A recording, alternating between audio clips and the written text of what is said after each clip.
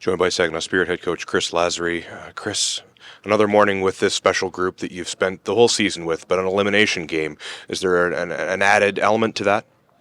Yeah, I mean, yeah, for sure, right? Like, there's no do-overs, there's no gimmies. So, well, we're well aware of that. We've played some elimination games this year, but I'll be honest, like every game at the Memorial Cup feels like an elimination game. Like it felt like our last game against London's an elimination game, like with what's on the line. So, we're comfortable in that environment. Again, it's just about doing the things we've been talking about since day one and making sure we're doing them the entire game. Last week, Moose just seemed a bit surprised when they started tournaments against you, and since it was 4-0, it changed the way of the gameplay.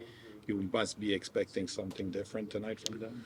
No, like I don't think they were surprised. I just think it's tough for those teams, specifically the Western League team with the time change, to come in and like it's the second day they've been here where the time change really hits you. I don't think, like, I know that staff is prepared. I don't think they were shocked by anything we were doing by any means.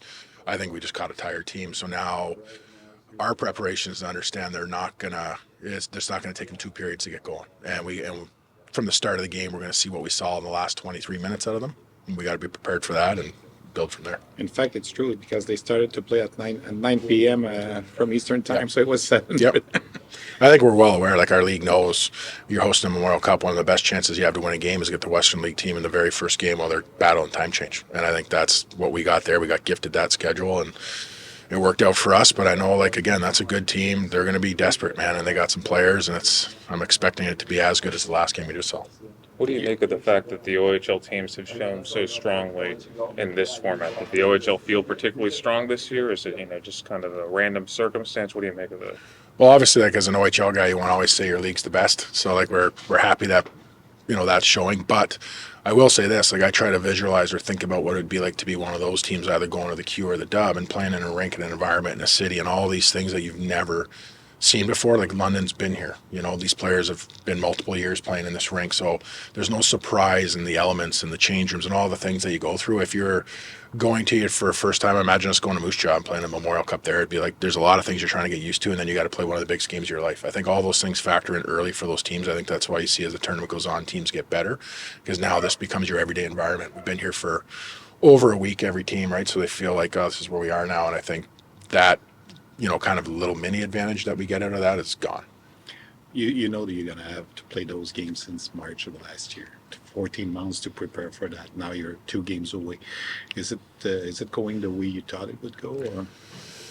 Yeah, like, we've envisioned playing in the final. We have since we were awarded the Memorial Cup, and I think any team here, the ultimate goal is to make sure that you win a game, so you're playing at least a tiebreaker, win a second game, so you're in a semifinal, and obviously try to win the third game to get the bye right through. So you told me if after the round robin, after 3 games, to be 2-1 playing in a semifinal prior to the tournament, I think every single team, every single player, any person involved would take that. And so we have an opportunity here of a lifetime to win a game and get back into that final and have a chance to win the whole thing. Knowing that you're just 2 games away from hoisting a cup, 1 game away from being in the championship, what does that maybe mean to your guys, or how do you keep your guys focused on the task at hand tonight? Well, what's crazy is last game we were 2 games away from doing it, right? And we're still in the same spot. So it's hard not to, like, daydream when you're driving in as a player or a coach, or, you got a few minutes at your desk and you think about, man, how cool it would be like Sunday to be the last team standing. But in terms of that, you got to stay in the moment. Everything is process oriented. Like, starting with our video this morning and your morning skate and what you eat and your stretch and when you get your nap, what you eat, all those things. You just keep doing the same thing you've been doing all year. Try to stay in a routine. At the end of the day, it's another big game with a lot of big implications, but what we're trying to do in the game has not changed all year, and we just got to know when we go out, we're trying to execute certain things, focus on that, and trust the process. The crowd on Wednesday was just wild. Yeah. Probably the best we've seen all season long. Do you expect the same thing tonight, and how much does that help your team being at home? Well, it's fun. Like, it's cool to play in. It's electric. It's great for junior hockey, great for hockey in general. I think both teams playing in it, like, it's a treat to go in the Memorial Cup and play the host team because you got that extra advantage in terms of, like, the crowd and everything. So I know for us and some of the guys, like, we're looking forward to being back out in that environment and looking forward to winning a game and hearing that roar of the crowd when the game's over, walking off the ice.